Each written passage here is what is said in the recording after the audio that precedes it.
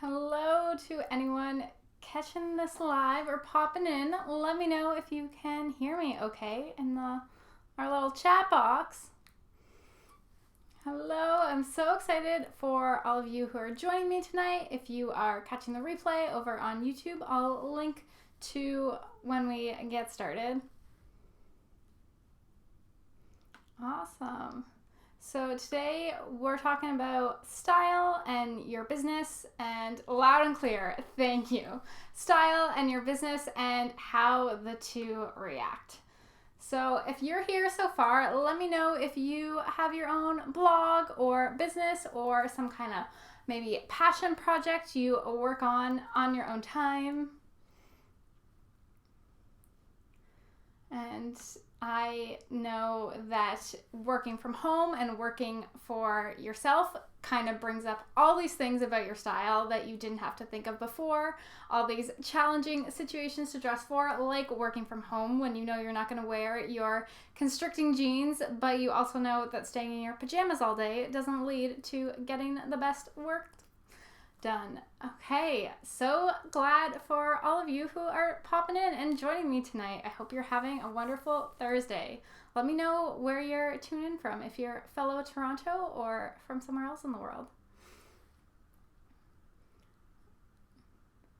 Okay, and I'm also wondering who here watched our most recent YouTube video where we talked about using style for your business. And we'll dive in. So I have 3 style mistakes I often see made by those of us who work from home or own our own business or are some sort of personal brand. But I also want to answer whatever is challenging you tonight. So if you have something on your mind that is challenging you about your style that has to do with working from home or working for yourself, or maybe it's about networking events, feel free to pop in the comments and I want to get to it and answer it for you today. Okay, so if you want to tell me in one or a few words how you feel about your style when you are working from home or working for yourself, and if it's something you even think about.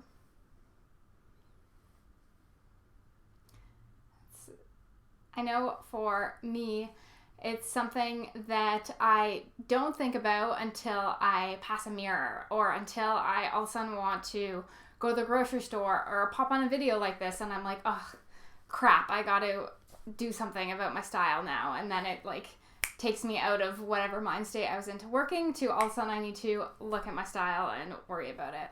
And it is super annoying. So covering these comfy, exactly. I want to feel comfy too when I'm sitting at home in front of a computer or sitting in even a casual office in front of a computer. You want to still be comfortable.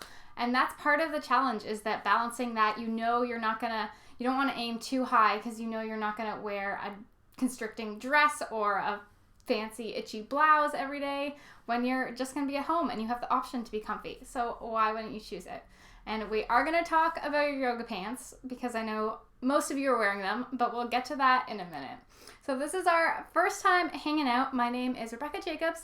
I am a style coach and style strategist for people like you, women who are powerful and often entrepreneurs and speakers and thought leaders. And today we're talking about that overlap between style and having your own business. So I'm going to cover a few mistakes that I often see made. And the first one, we're going to start with an outward mistake that we can see from the outside, which is that you are toning down your style and pulling back on your style when you show up for us. So what that looks like is often in brand photos on your website, sometimes in Instagram photos, but also maybe at like a networking event or a conference. You are ready to go out there with your style. You're wearing maybe a beautiful blue dress, but then you decide to pull back and tone it down by putting like a gray cardigan over it, or a beautiful printed dress, but then you put on these big boots with it because it felt like too much leg or too bold, so you had to pull it back and tone it down with boots. Or maybe you've put on lipstick like I did tonight, but then second guessed yourself, thought, oh, I'm wearing eye makeup and lipstick, it's too much, and then you've wiped it off and put on like a pale pink instead. If you've done any of these, you can put a little hand up in the comment, because this is what I see happen all the time. And it comes down to this fear of feeling like we don't want to be too bold when we don't know how we're going to be received, this kind of fear of the unknown. And what I especially see that I don't think was a problem before, when I look at women, how they dressed in the 50s and the 60s and in decades before us, but I feel like there's this new fear of feeling like you don't want to look like you've tried too hard. That's kind of like the new bad. Okay, seeing some hands in the comments. That's kind of like the new worst case scenario. Isn't that you look like you didn't try enough, but that you look like you tried too hard is a thing we are all so scared of. But I would ask you to think about that if that is something that bothers you as you've seen it in the world. Like, have you looked at someone and wondered if they tried too hard, or tried to evaluate if they tried them out right? No, usually when you see someone who looks great, they look like they tried just enough. When they do have that bright lipstick on or that beautiful blue dress, they look like they are showing up in a great way, and you're not judging them by whether or not they've tried too hard. So this is fear we've got to admit is not really a real thing and move on from. So my quick fix for this mistake we make, where we pull back and tone down the style we do have, is simply to not do that, and to wear the bold, and to think more of turning it up than turning it down. How can we amplify our style instead of pulling back on our style? Because especially in photos and videos, you need to turn up the volume for it to come across the same way it could come across in real life. So the next time you are tempted to tone it down, I encourage you to keep it, or maybe even turn it up by adding a necklace along with your lipstick, or wearing a blue dress and a matching beautiful shoe. So we got some hands for this one. Let me know if I'm going to get some hands for the next mistake I see, which is that you don't buy clothes for the actual lifestyle you're living. So if you're an entrepreneur and you work from home, or coffee shops, or casual co-working spaces, you're not buying for that wardrobe specifically. You're just buying for the same categories you've been used to shopping for your whole life, which is like jeans and t-shirts and maybe some dresses for the nice things, but you don't really have anything for the life you're living every day. Just like if you're someone who goes on camera a lot or speaks a lot, that you haven't really bought for these occasions, that you're buying looser t-shirts and stuff that look good when you're casual on the weekends, but that you don't actually want to wear on camera or speaking on a stage. That you're not buying for the level of lifestyle you are living. And this is a common one, and it's something that has an easy fix, is you really think about what makes up your lifestyle and how would you feel best in each one of these circumstances. So if you're working from home or a coffee shop, what would your dream outfits to do this look like? And when you're speaking or networking or on Instagram Lives, how would those outfits look if you were to have your favorite outfits out there? So this is the second mistake, and the second fix is just to buy for the actual lifestyle activities we're doing. Love seeing all the hands up, guys. I've been totally guilty of this too, and it's something I'm working right now to correct. So how this is working for me is I realized I don't actually have enough clothes for being on video. And if you guys are following along over on our YouTube page, we're doing a lot of video. So I have now realized that the only way I'm adding to my wardrobe is in clothes I want to be on camera on. Not just clothes I could be, but clothes that I want to be on camera on. So this is how we add to our wardrobe, is we pick the actual lifestyles we need more help dressing for. Following with me so far? Is anyone having a aha moment and this is what I'm gonna do, and made a note of what category of their life they're gonna shop for next? And I'll get on to our third and final one, which is less about outward appearance and more about inward appearance, and we're gonna talk all about those yoga pants in it. So glad you guys are here. Chelsea, Alyssa, you guys are wonderful, and you have some hands up, which is great because it doesn't make me feel like I'm the only silly one who made these mistakes, because I've made them all in the past. So, okay, let's talk about the yoga pants. It's time. So, here's the thing. Most online entrepreneurs who I talk to say, oh, I need to hire you. I literally wear yoga pants every day. And I can tell they feel guilty about wearing their yoga pants every day. And I can also tell that they're probably not going to change anytime soon, that they're admitting defeat and accepting that that's how it is. They're just going to wear their yoga pants every day, and they think that that is the problem. But the problem is not the yoga pants. I wear yoga pants sometimes. I have nothing against yoga pants. It's usually a symptom of a bigger problem. So we can wear yoga pants out of choice, out of this is how I want to feel today. I want to feel comfortable and flexible, and I want to do a mid-afternoon yoga or stretching, and these yoga pants make me feel the way I want to feel to do my work today.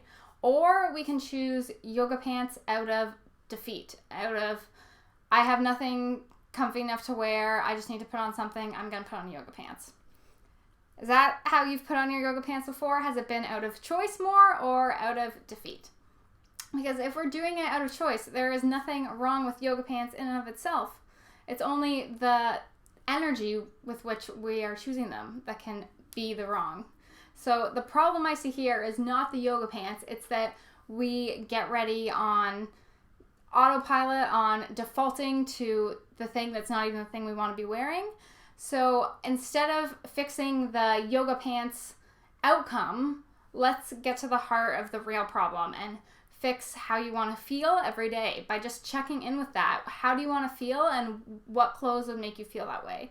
And if it's working from home or coffee shop or wherever you're working from, if you're passionate about what you're working on, think about how would you dress for that? What would make you feel how you want to feel when you're doing that? If you're trying to take your business to the next level, does this woman who runs this successful business at the next level, is she wearing yoga pants or what's she wearing?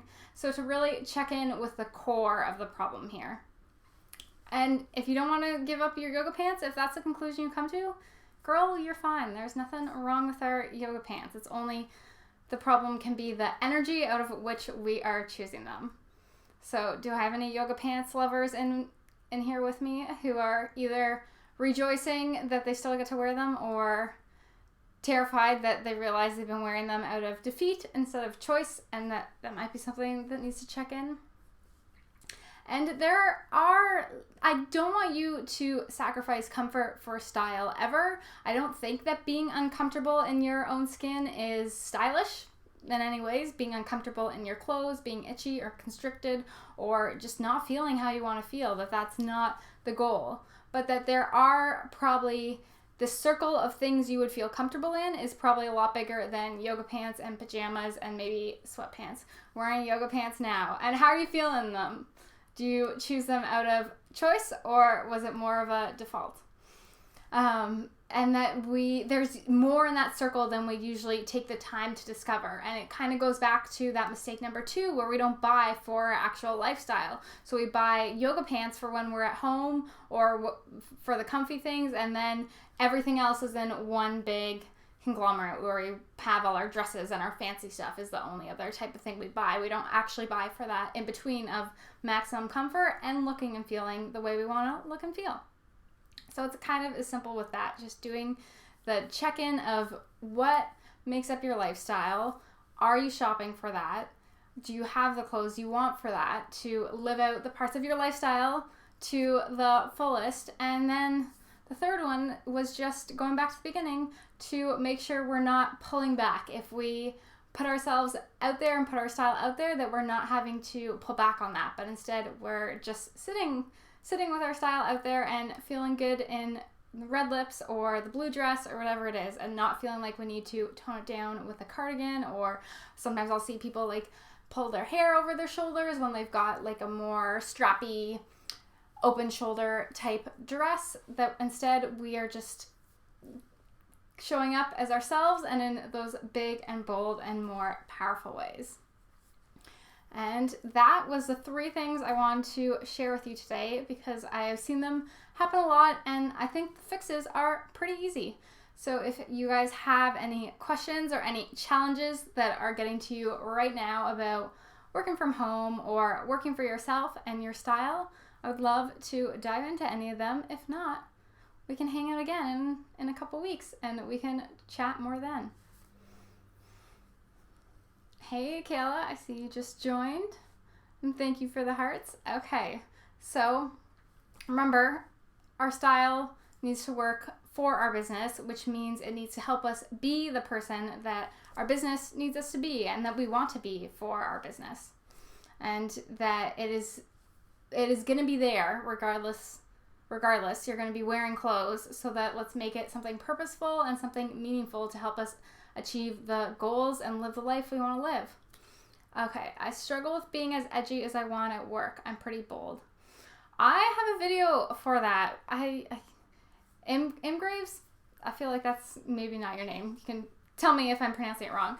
But yeah, I have a perfect video for that, which is one of the earlier videos on my YouTube channel. It's something about how to dress professional and feel like yourself.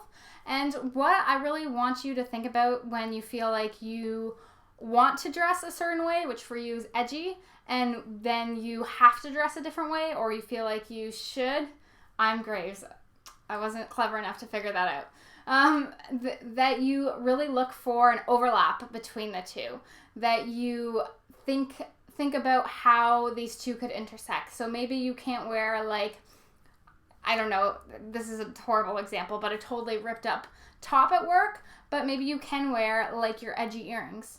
Or maybe you can wear this all black awesome silhouette at work, and think of where these can intersect. That it's not about having to choose one or the other, but it's about looking for that overlap where it feels like you and it feels like appropriate for what you're dressing for. So I hope that helps, and I encourage you to watch the video because it's a little longer than the 10-second explanation I just gave you, and I think it'll really help you to figure out where your style can fit in with how you feel like you're supposed to dress for your work. Okay, well, thank you guys so much for joining me on this Thursday night. So glad that was helpful, and I hope to chat with you guys soon. If you have any messages, thoughts, questions after this, you can just send me a little message on Instagram. If you just tap on my profile picture, you can send me a little message in the top bottom left-hand corner there. Thanks, TK Blue. So good to see you all, and have a wonderful Thursday and a happy St. Patrick's Day if that's a holiday you are celebrating. Love you guys. See you soon.